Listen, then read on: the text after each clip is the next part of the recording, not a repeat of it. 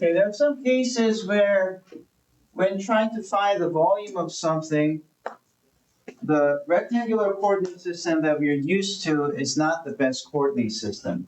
Instead, we have to use something called a polar coordinate system. And just to give you a demonstration of what that is, for example, if you have 2, 2 as a rectangular coordinate system, 2, 2 in rectangular is, well, you use two values to describe this point, which is the distance from the origin, which is if you use Pythagorean theorem or distance formula to calculate this radius, you get square root of 8, which is 2 radical 2. So you get this as your result if you calculate this and simplify. And we also know that this is 45 degrees, which is pi over 4. So we can rewrite this as 2 radical 2 comma pi over 4 polar. Okay, where the first coordinate is the value of the radius or the distance from the center, and the second value is the angle theta. Now, thankfully for us, we've already worked with such a system when we were talking about the complex numbers, the polar form of the complex numbers. So when I write down the formula, it should be that surprising, okay? So here's the formula. R, suppose you have x and y as the coordinates of a point, then R would be obtained by just using the distance formula, or Pythagorean theorem, whichever you want to call it. And angle theta would be tangent inverse of y over x plus some alpha where this has to do with the fact that tangent inverse has a blind spot on the left side, so you have to correct it by putting something here. So it should be pi and negative pi. That's the value of alpha. If your point is in the first quadrant and the fourth quadrant, there's no need to fix it, but if it's in the second quadrant or the third quadrant, you have to modify it by adding 180 degrees or subtracting 180 degrees. That's because the tangent inverse gives you the wrong value on those places. Okay, so those are, this is how you go from rectangle to polar. But what if you're given r theta and you want to find x and y? Well, then you can find your, well, for that, it's easier if you just remember the formula, the picture for it. The picture is, if you have some arbitrary point, then this length is x, that length is y, and this is your r, and that's the angle theta. So we see that if you do r times cosine theta, which one do you get? You get x or y? X. X, because I told you about this projection, right? Yeah. So if you multiply to the hypotenuse, the cosine of the angle, you get an x. Because that's like projecting r onto the x-axis. And therefore, y would be r sine theta. So these will be how you go from polar to rectangular. If you're given r and theta, then you get that. Okay.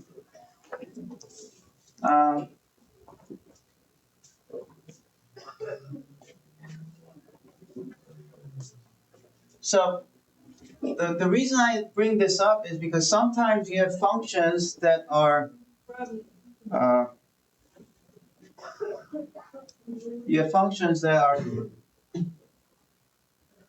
easier to describe in terms of r and theta. So let's say you have a function that's described in x, y, but somehow you can convert this to a function that depends on r and theta. Okay?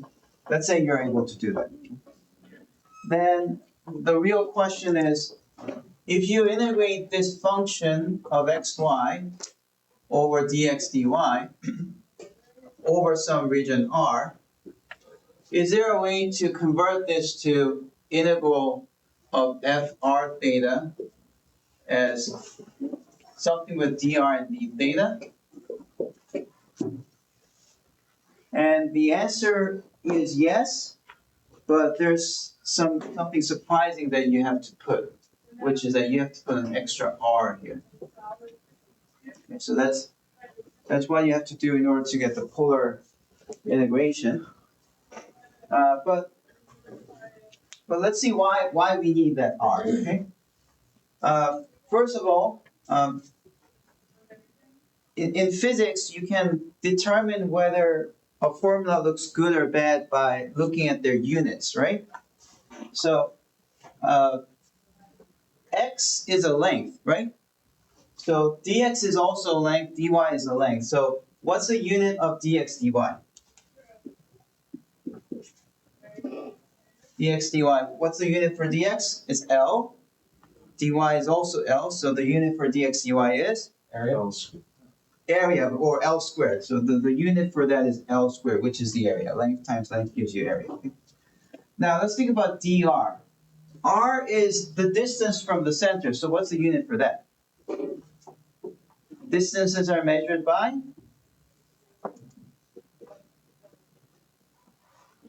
Is that a hard question? I don't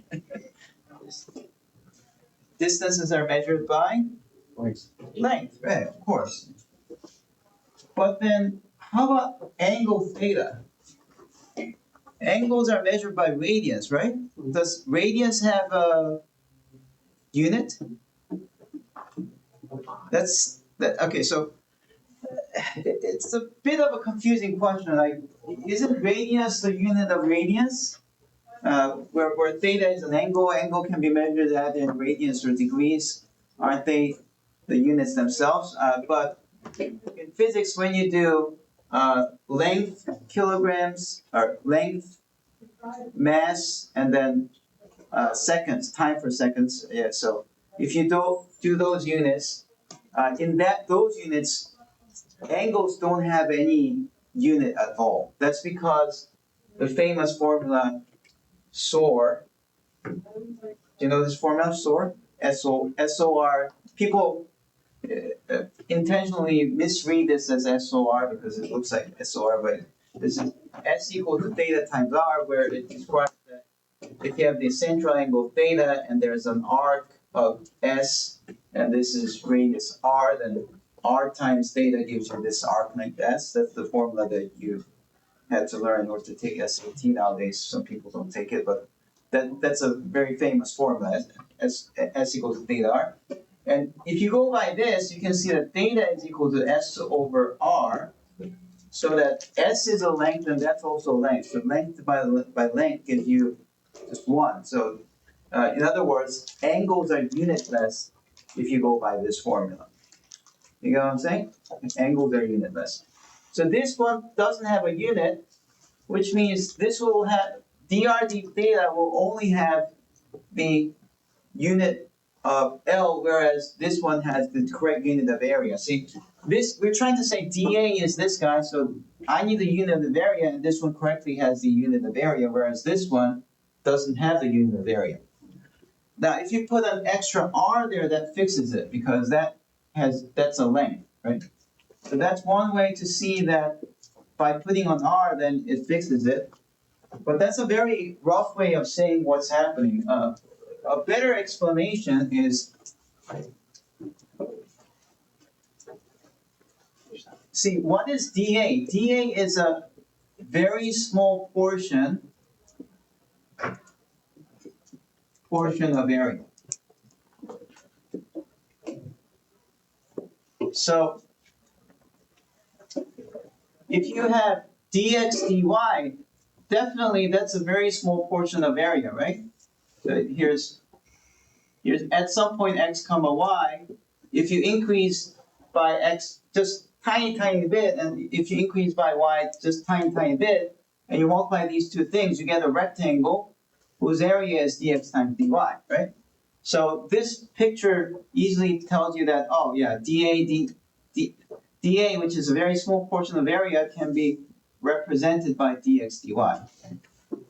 Now, how can you do the same thing in the polar coordinate system? Well, in the polar coordinate system, d theta is a very small increment in the angle, right? And dr, if this is r, dr will be a very small increment of the radius, right? And this is hard to imagine because we always have something that's finite, but if d theta is ever so small that this is like impossible to see, then this will look like a rectangle, more like a rectangle. Okay, yeah.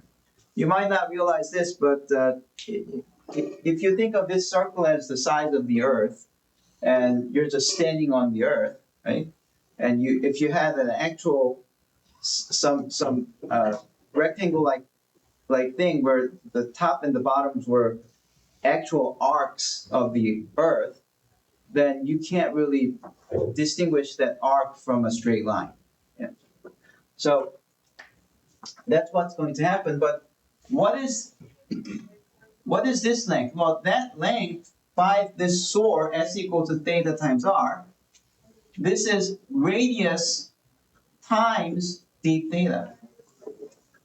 This is the angle, and you multiply by the radius. That gives you this length. So the actual area of this one by doing base times height, this as the width, and that's as the height. So you multiply these two, and you get that. Okay. So that's the way you find out that in the world of polar coordinate system, dA is equal to r times dr d theta, where d theta times r gives you one side of the rectangle and dr gives you the other side of the rectangle. So that's how things work out. Okay. All right. So where do you get to use this? Let's think about this simple case: the volume of a cone. So here's a cone, and let's make this easy by just saying that the radius is 1 and the height is also 1. So the figure is not drawn to scale.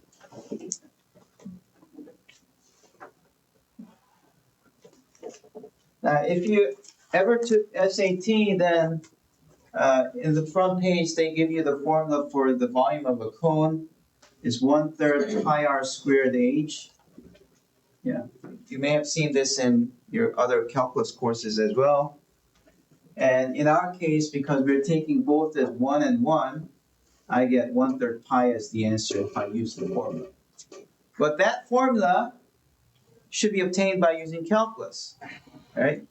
So there's some geometric arguments people use in order to get that result, but to do justice, you really need to use calculus for it. So let me show you how you get it. And first of all, we need to use double integral because I want the equation for the top surface. The top surface is going to be a cone. Well, you remember that the equation for the cone was like x squared plus y squared equal to z squared. That this was the cone that's like that. So that if you solve this, if you have z equals to plus or minus square root of x squared plus y squared, the version that has plus 1 is going to give you this, right? That's the cone that you get. If you put the minus 1, you get the cone opening down. Now, this is not going to give us exactly that. So what we need to do is, if you took some transformation. So for example, you replace something like 1 minus square root of x squared plus y squared. So what this does is like, it flips upside down. That's what minus does, right? And then you add 1, then you get this. So this one gives you a cone that's above the xy plane, and that has exactly radius 1 and height 1 if you only limit your case to z to be between 0 to 1. Then it describes this exactly, okay? All right, so sorry for doing that a little too quick. Hopefully that wasn't totally unreasonable. Does that make sense? Right? So this by itself is this cone.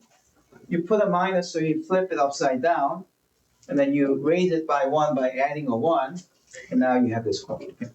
Now, in order to get that result 1/3 pi, you need to integrate that function over this domain down here. Okay?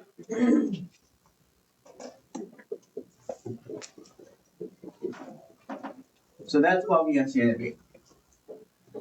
Now, this domain, if you write it in the xy plane, that's this circle, right? Circle of radius 1, which is x squared plus y squared equals 1. So let's think about how to write this if you were to paint it upwards. Then the bottom domain, bottom bound is negative square root of 1 minus x squared. The top one is 1 minus x squared. And you're trying to integrate this. dy dx. X goes from negative 1 to 1. Okay. So that's the double integral that we have to calculate in order to find the volume of this thing. But look how ridiculous this integral is. How are you going to integrate that? Right? That's disgusting. Right? Yeah. So that really doesn't work. And therefore, what you do is, instead of trying to paint upwards and then trying to paint rightwards, it's the same thing. It doesn't do anything much. It's still very complicated. Instead, you go to the polar coordinate system where you paint from the center. So how do you do it? You paint outwards, just like that.